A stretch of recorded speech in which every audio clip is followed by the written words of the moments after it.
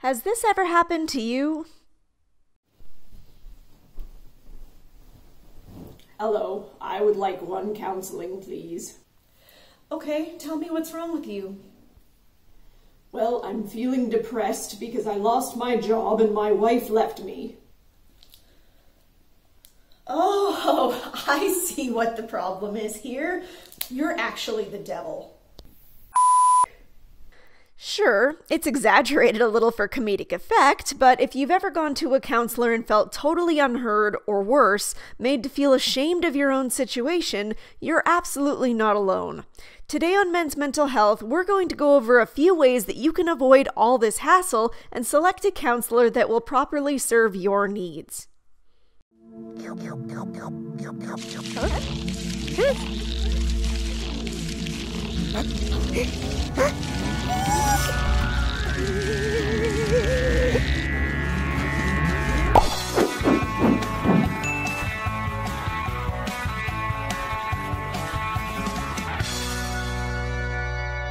The first step in finding a counselor that's right for you is figuring out whether you're going to be most comfortable seeing a male or a female therapist.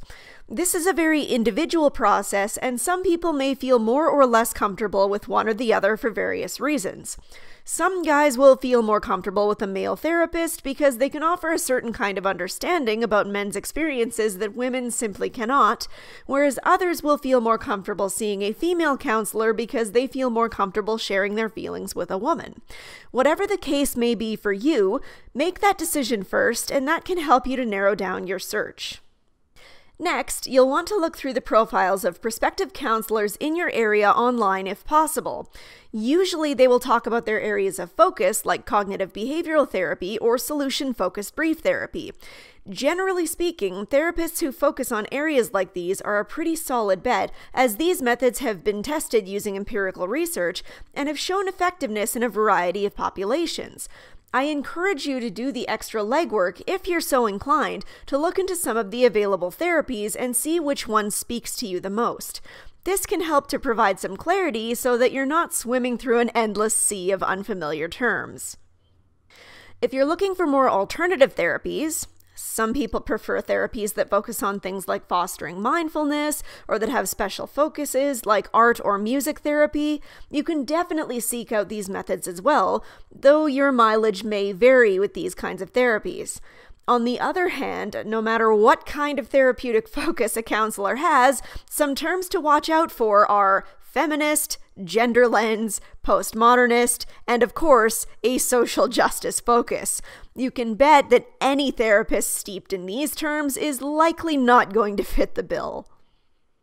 When you find someone that seems to work for you, a good thing to do is to arrange a meet and greet or an introductory appointment. There are a few questions that you can ask during this initial interview to help see if the counselor is going to be a match for you. Now, coming in and asking directly, "Hey you, are you a feminist?" is maybe not always the most effective way of doing it if you don't want things to get awkward quick. Some better questions might be, what are your thoughts on the causes of the male suicide rate? Not asking specific details or anything, but what are your general experiences with male and female clients? What is the underlying framework that informs your choice of counseling techniques? And what made you get into the counseling profession?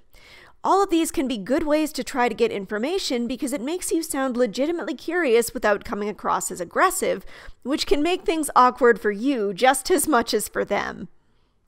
As an aside, if you ask a question like, "What is your preferred method of working with men?" and they say anything other than, "It depends on the man," or something like that, that's an automatic red flag.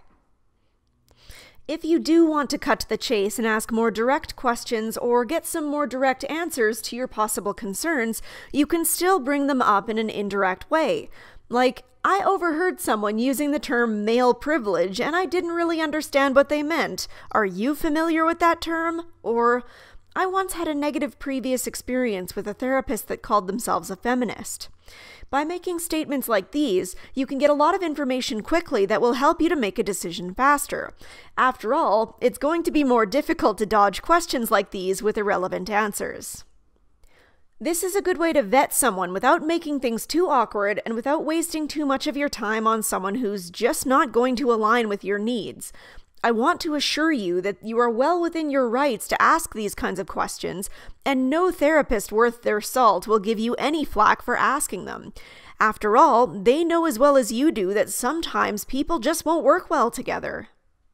This point also applies if you make it past the first meeting and into the actual regular sessions. Some more things to watch out for as you get further into the counseling relationship. First, how much is the counselor putting your needs, feelings, and desires first? What I mean by this is, are they reacting dynamically to what you're telling them you need? Are they acknowledging with honesty and empathy the way you've been experiencing things?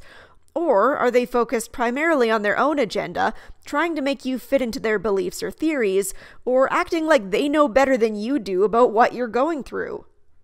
Secondly, are they trying to tell you, even in a subtle way, that your experiences are either your fault or are out of your hands entirely because of the way society treats you?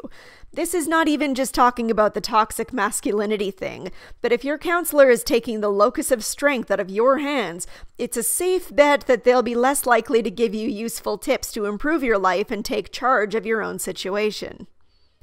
Lastly, at least as far as we're concerned for now, pay attention to any signs that the therapist appears disinterested or disconnected from your situation.